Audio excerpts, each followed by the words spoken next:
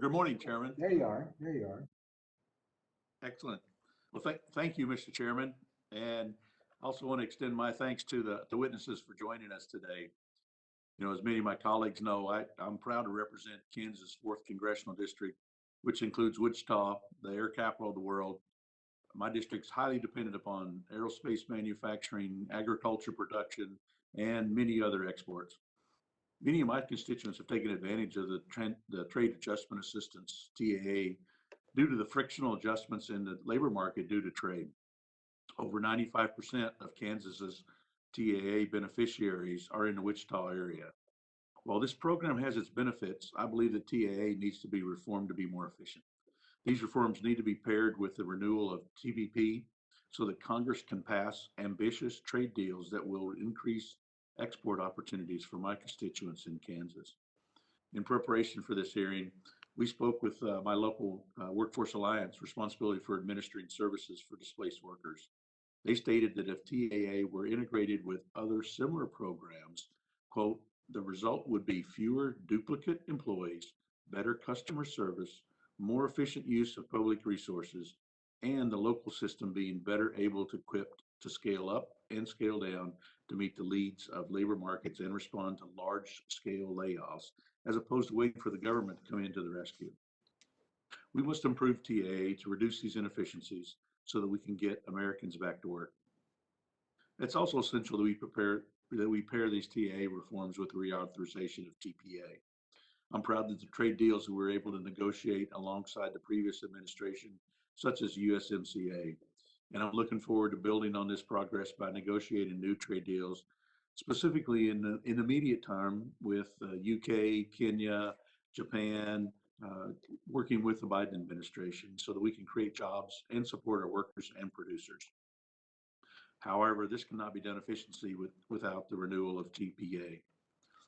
I'm disappointed that my colleagues on the other side of the aisle let the Generalized System of Preferences, GSP, and the Miscellaneous Trade Bill, MTB, expire, which cost thousands of good jobs for my constituents.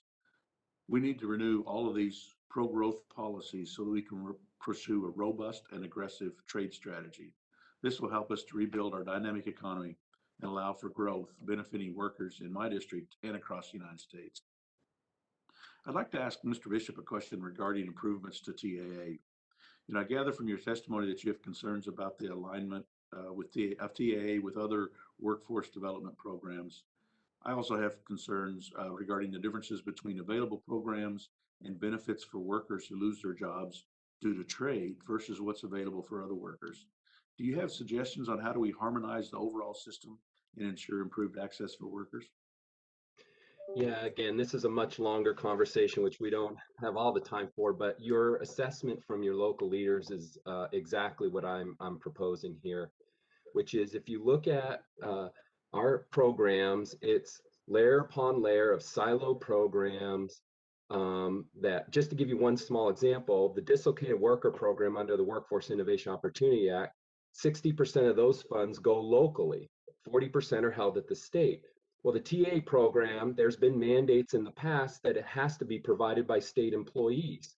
So you literally have a potential dislocated worker who's required to get services from a local employee through WIOA and a state employee through TAA.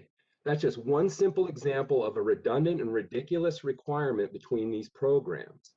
And so we cannot continue to layer and layer and layer and layer these silo programs one on top of the other. It creates huge inefficiencies. These inefficiencies are well documented by the GAO and others. There's no question that they exist.